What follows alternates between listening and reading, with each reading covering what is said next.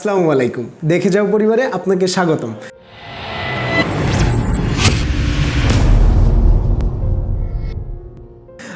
দর্শক, এই মুহূর্তে আমি অবস্থান করছি জুম বাংলাদেশ স্কুলের সেগুনবাগিচা শাখার অফিসে। আমি অফিস কক্ষে কিছু কাজ করছিলাম, কিন্তু আমার পাশের যে রুমটি, আমার পাশের রুমে কিছু বিজ্ঞ লোক আমার মনে হচ্ছে ক্রিকেট খেলা দেখছে এবং ক্রিকেট খেলা নিয়ে অনেক কনভারসেশন করছে।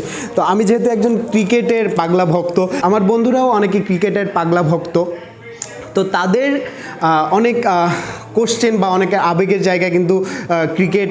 তো আমি ক্রিকেট নিয়ে কিছু কথা বলতে চাচ্ছি। দেখি ওই রুমে তো অনেকক্ষণ ধরে আমি শুনছিলাম যে ওই রুমে অনেক কনভারসেশন হচ্ছে, তো কিছু কনভারসেশন আপনাদের সাথে শেয়ার করতে চাই এবং তাদেরকে আমি কিছু প্রশ্ন ছুড়ে দিতে চাই, দেখি আমার প্রশ্নের উত্তর কি আসে। তো চলুন দর্শক, আমরা তাদের সাথে একটু কথা বলে আসি, চলুন।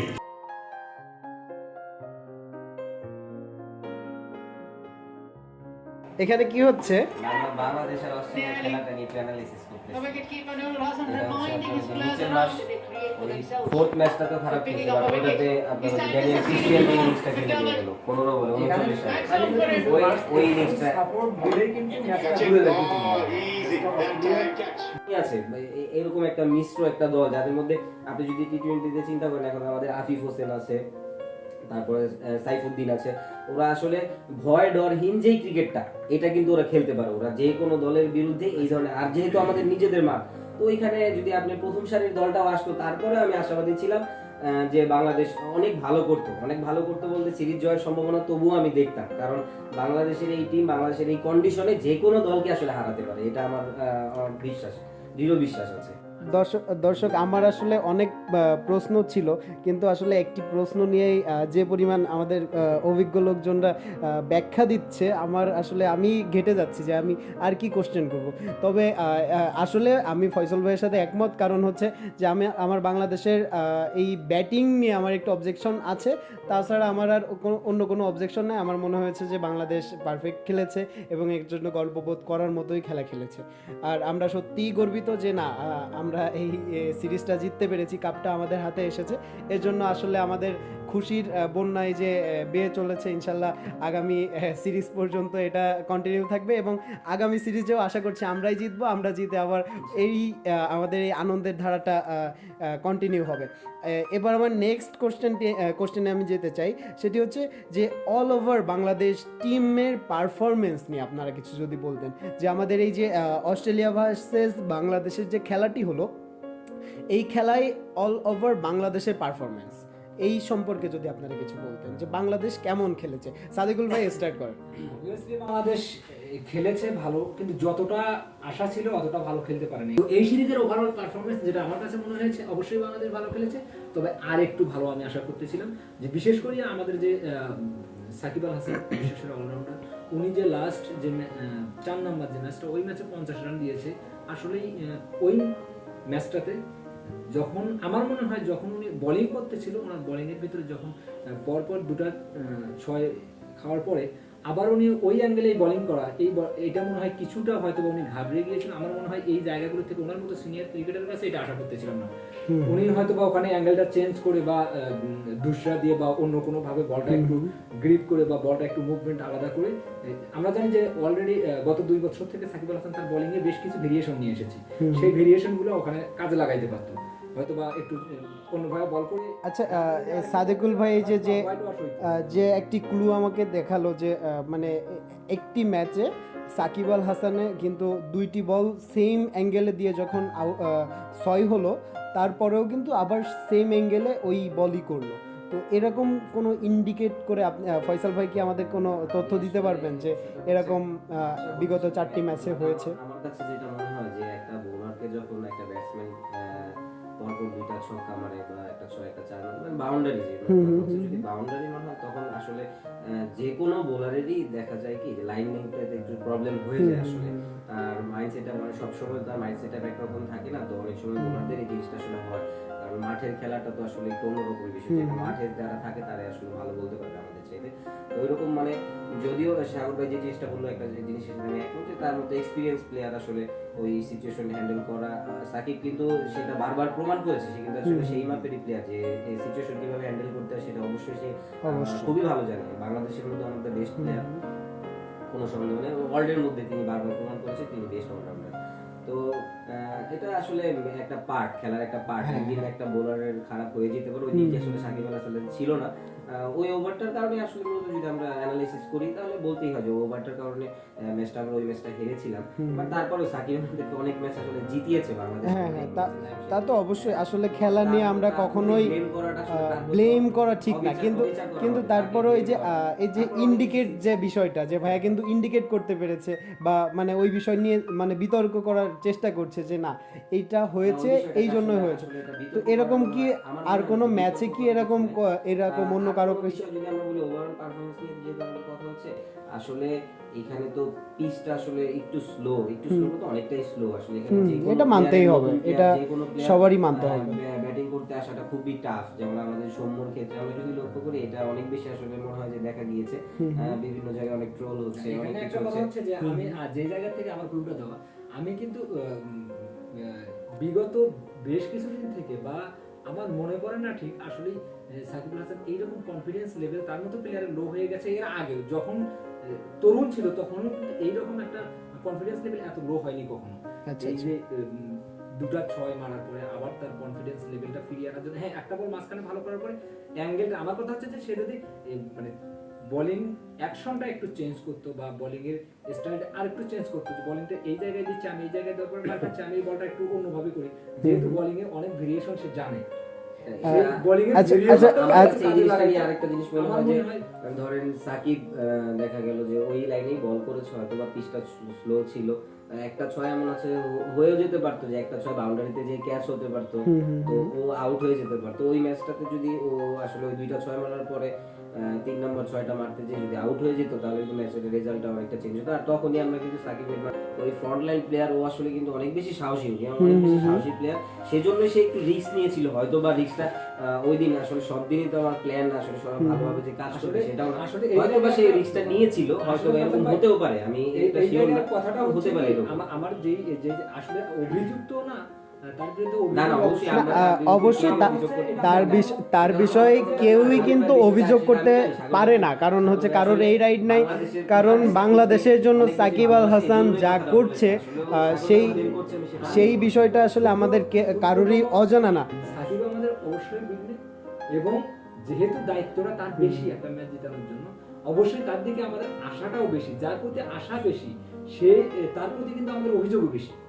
ঠিক আছে, এটা যে কোনো ক্ষেত্রে পরিবারে। হ্যাঁ অবশ্যই। ভাইয়া একটু আগে তরুণ শব্দটা উচ্চারণ করার সাথে সাথে আমার ভেতরে যে জিনিসটি কাজ করলো, যে এই ম্যাচগুলিতে তরুণরা আসলে সর্বোচ্চ পরিশ্রম দিয়ে চেষ্টা করছে। আমার মনে হয় যে তরুণরা তাদের সর্বোচ্চ দিয়ে চেষ্টা করেছে খেলাটি উঠিয়ে নেওয়ার জন্য, কিন্তু কতটুকু পেরেছে বা তরুণরা কাদের কাদের মুখগুলি আপনাদের অন্তর কেড়ে নিয়েছে বা কারা কারা আপনাদের হৃদয়ে জায়গা করে নিতে পেরেছে, এই জায়গাটি যদি আপনারা একটু ক্লিয়ার করতেন। অবশ্যই বাংলাদেশের তরুণরা বেশ কিছুদিন থেকে যারা তরুণ ক্রিকেটার যারা বাংলাদেশের সঙ্গে যুক্ত হচ্ছে, অবশ্যই তারা ভালো একটা সাপোর্ট দিয়ে আসছে, যেটা বাংলাদেশের জন্য অনেক বড় একটা পাওয়া। এর আগে আমরা দেখেছি যারা সিনিয়র ক্রিকেটার তারা যদি পারফর্ম করতে না পারে সেক্ষেত্রে আমি একটু শর্টেই শুনতে যাচ্ছি, আমি একটু ছোটার ভেতর শুনতে যাচ্ছি যে এই ম্যাচগুলোতে কোন কোন তরুণ আপনার মন কেড়েছে বা আপনাদের দুইজনের মন কেড়েছে? আমাদের মাসুম, আফিফ হোসাইন ধুবু, নুরুল হাসান সোহান খুব কনফিডেন্টলি কিন্তু ব্যাটিংটা যখন কনফিডেন্টের সহিত ব্যাটিং করতেছিল, তাদেরকে দেখে মনে হচ্ছিল না যে তারা নতুন খেলোয়াড়, তারা অস্ট্রেলিয়ার মধ্যে এত বড় একটা দলের এবং এত বড় বড় বলারের বিপক্ষে তারা ব্যাট করতেছে। তাদের ব্যাটিং সুইং বলেন, তাদের ব্যাটিং স্টাইল বলেন, পুরোটাই কিন্তু সব সময়ের জন্যই আগ্রাসী ছিল।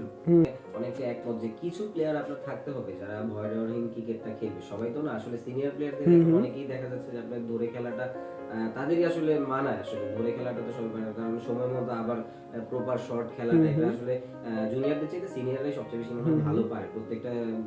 প্রত্যেকটা দলকে খেয়াল করলে এই জিনিসগুলো দেখতে পারি। আর আফিফ হোসেন, ধ্রুব আর সোহানের কথা অবভিয়াসলি বলতে হবে, কারণ ওরা থার্ড ম্যাচটা যেটা সিরিজ নির্ধারণী ম্যাচ ছিল আমাদের, ওই ম্যাচটাতে ওরা দুজন যেভাবে 5টা উইকেট আপনার পড়ে যাওয়ার পরে ওরা যেই পার্টনারশিপটা করলো 55, ম্যাচ উইনিং পার্টনারশিপ এবং শেষ করে বের করে নিয়ে আসছে ম্যাচটা।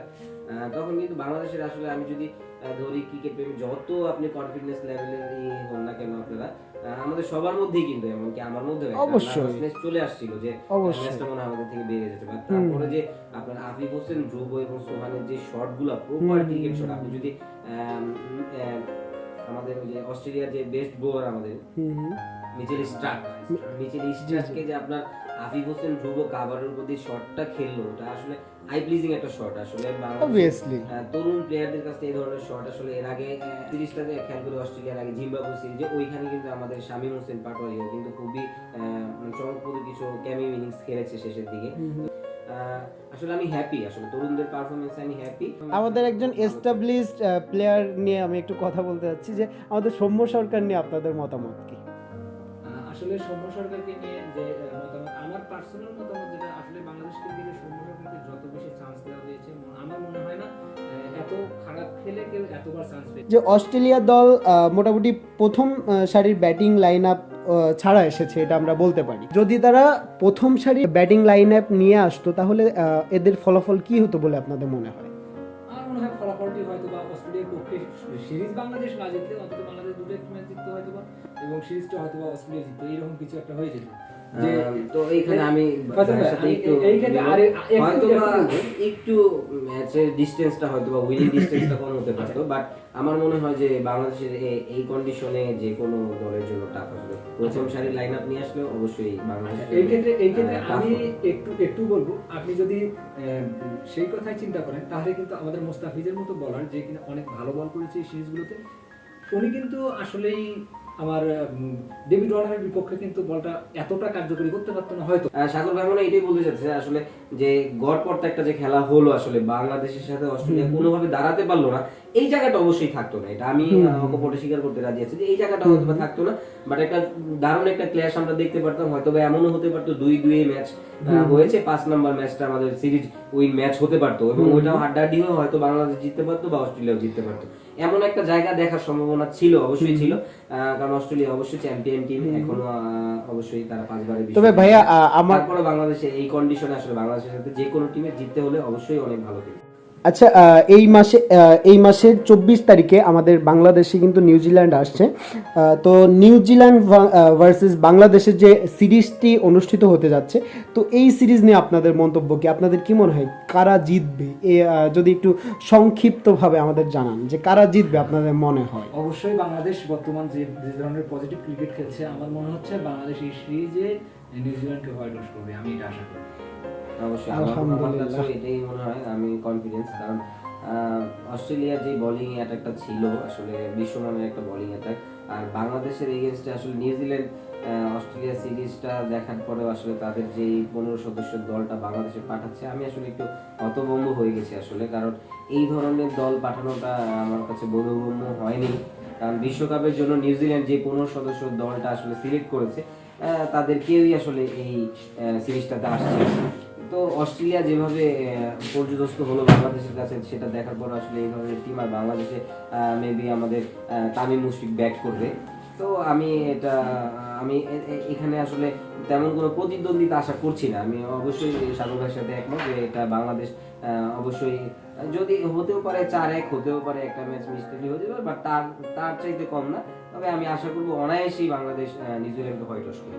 আজকের ভিডিওটি এখানেই শেষ করছি।